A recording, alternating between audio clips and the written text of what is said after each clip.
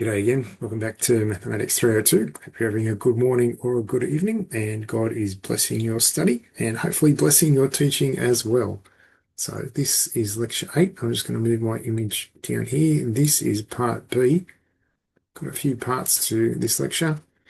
So just looking at part B, we're going to look at infinite series, convergence and divergence, the monotonic sequence theorem, series with integral test. Now, I've moved power series, this section here, into a part C. Really, all of this is a review of first year, so MAT 102, but just in case uh, it's slipped your mind because you did it a few years ago, or just because and possibly you didn't do that subject, I think it's important to review this because this could be viewed as assumed knowledge, and we don't want to do that. So that'll be this lecture here. Next lecture will be power series, and there is also a part D. So let's get into it. Okay, so looking at convergence and divergence. If we have a geometric series, 8, 4, 2, 1, 0.5, 0.25, so it's going down. The ratio is 0.5, the first term is 8, and the sum to infinity is given by a over 1 minus r. Now, you would have seen that in high school, so we just put the numbers in there. 8 divided by 1 minus 0.5 is 16, and you would be able to do that, and you can give that to your students at school. The series and the sum of the series converges if r is less than 1, and again, that is knowledge you should have picked up in high school. We have a geometric series and we reverse it. So we're going to start at 8 again, and we go 8, 16, 32, 64. The ratio will be 2. The first term is 8, and the sum to infinity, a over 1 minus 2. 8 over 1 minus 2 is minus 8. That doesn't work, does it? Red cross. Not the red cross that's going to help you.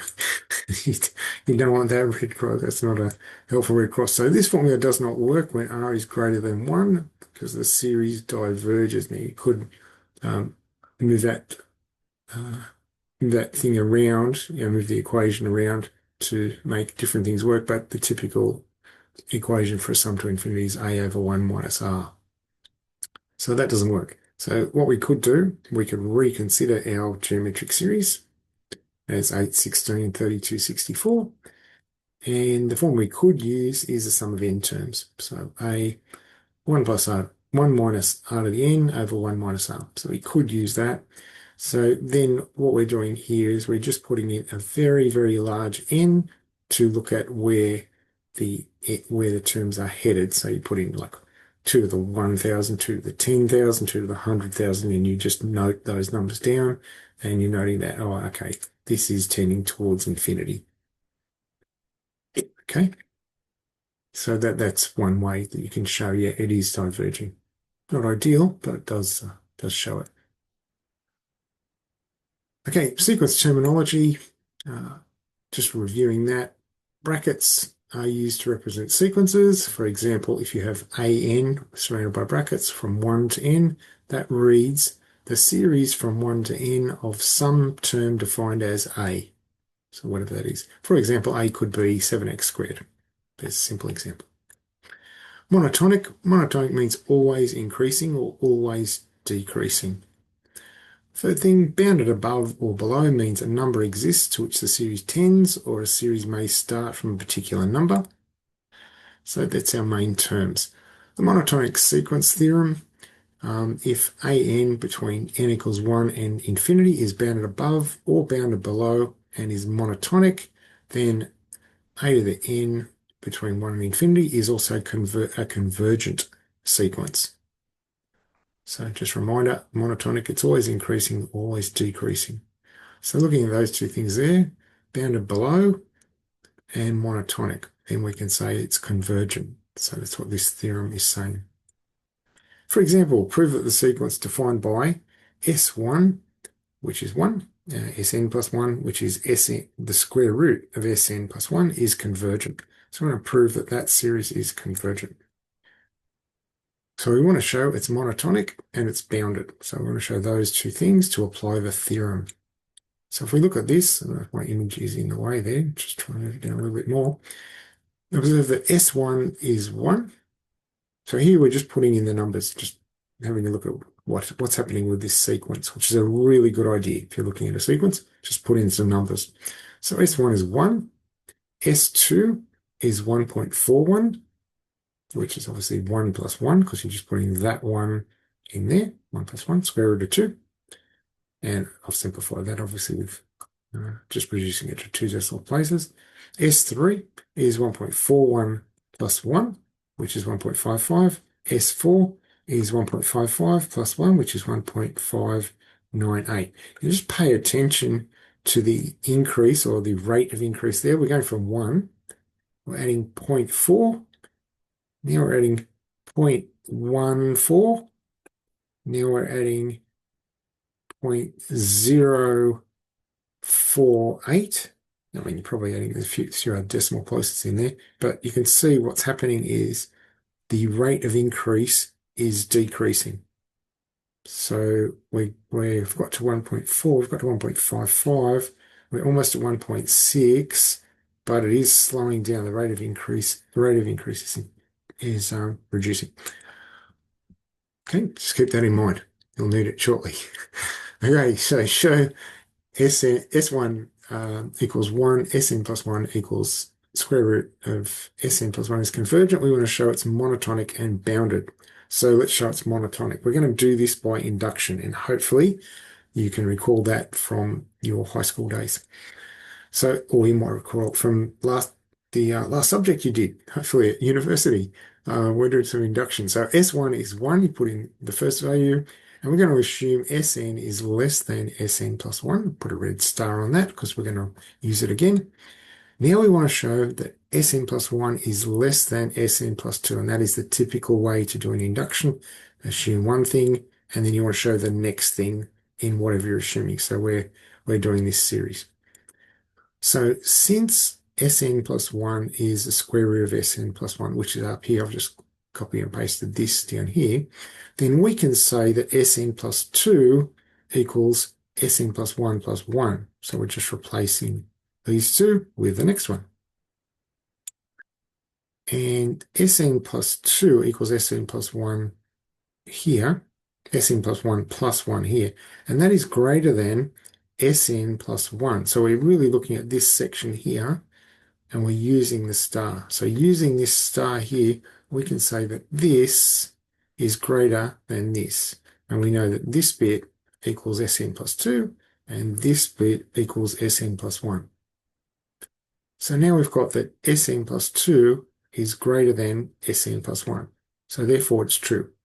We've assumed this is true, and we've shown that this is now true. So that's our first step.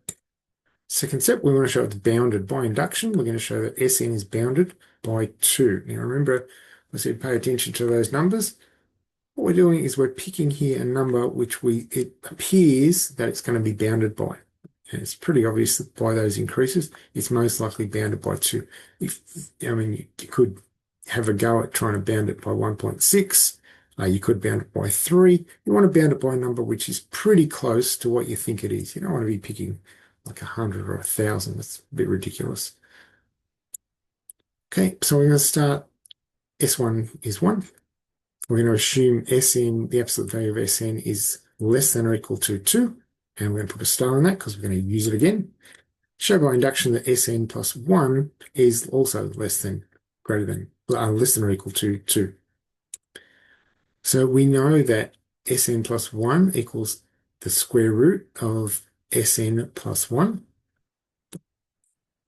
So from the star here, where we've got this, we can then say Sn plus 1, the absolute value, which equals the square root of Sn plus 1, is less than or equal to 1 plus 2. Right, just ignore the root 3 there. So all we've done here is we're going to say that this Sn plus 1, I've actually reversed that. Probably should have the 2 on this side, so 2 plus 1, because we're saying that we're using this value here. Okay, so I should have really put that 2 over this side, so you've got 2 plus, so Sn plus 1 and 2 plus 1, and we know that 1 plus 2 is 3, so that's pretty easy. And we also know, so extending that, here's our root 3, we know that that is less than root 4. and root 4 is 2. And therefore, the whole thing is true. Our assumption is now true. We've shown by induction that Sn plus 1 is less than or equal to 2 because there's a 2, which is root 4. So since, well, image anyway, since the sequence defined by Sn equals square root n plus 1, that should be an Sn plus 1, is bounded and monotonic, then by the monotonic sequence theorem, it is convergent. So apologies for that slight error there. Okay, so there we go. So now we want to look at an infinite series using limits. Consider a series which we suppose is infinite. We could prove it's infinite by using limits. So for example, prove the sum from 1 to n of 2n cubed over n plus 1, n minus 2 goes to infinity. And we're going to use limits. So this is probably the most straightforward way to test something's infinite if it's really easy to use limits. So find the limit as n approaches infinity for 2n cubed over n squared plus 3n minus 2. So I've just expanded that. All we're going to do is we're going to divide by the highest power in the denominator. So the highest power in the denominator is n squared. Okay, the reason we're going to do that is because that's going to make this 1. So n squared divided by n squared, 3n divided by n squared minus 2 divided by n squared. And we're doing the limit as n approaches infinity, and obviously the numerator divided by n squared as well. So now if we simplify this, so now you've got this 2n cubed over n squared becomes 2n, this becomes 1, which is what we want. This is 3 over n, and this is minus 2 over n squared. So now we're going to substitute in the infinity. We put in 2 to the infinity up there. That's 1, that's 0, and we get 2 lots of infinity over 1, which tends to infinity. And so there we go, we're done. Pretty straightforward. Integral tests. So there's an integral test, there's a rule which says if I have, for example, the integral between 1 and infinity of 1 over x squared, and that is 1, then I can say that this converges. In other words, if the integral converges to a number, then we can say the sum of that equation also converges. Similarly, if, let's suppose, 1 over root x to x diverges, so the integral there, if that diverges, then we can say that the sum of that also diverges. If we look at, just make my image there, if we look at this graph here, so here's an integral, and that's what that looks like. It's getting smaller and smaller. If this converges, if p, this p here, is greater than 1, and diverges if p is less than or equal to 1. And you can see here this graph is going down for the integral, and if this is the sum of these items, so these values, it's getting less and less and less. So that is converging as well. So what this integral test is doing is just saying, okay, if you give me an equation and I can show you that if I integrate it, it goes to some sort of number, then it converges, then the sum of whatever you figured out, whatever that equation is, also converges. And likewise, if the graph went upwards, if that's diverging, if the integral is diverging, then we can say the sum diverges. So instead of trying to do a long equation where you're figuring things out, you can just do it with an integral test. Okay, and the rule goes like this. The rule is very simple. If this is convergent, then the sum is convergent. So if the integral is convergent, then the sum is convergent. And likewise, if the integral is divergent, then the sum is divergent. And this is the wording just of the integral test. Suppose fx is positive decreasing continuous function on the interval 1 to infinity with fn equals an. Then the series, the sum from 1 to infinity of an is convergent if and only if the integral between 1 and infinity of fx dx converges, which is pretty much what I've just said before. Okay, so let's do an example because examples are always helpful. Use the integral test to determine if the following series converges. Okay, so we've got n equals 1, sum between n equals 1 and infinity of 2 over 3n plus 5. So let's go. So the function is positive and continuous on the interval 1 to infinity, and we see that it's decreasing by examining the derivative. You don't have to do this, but this is just an observation. If we find the derivative of this, we can see that that's going to be less than 0.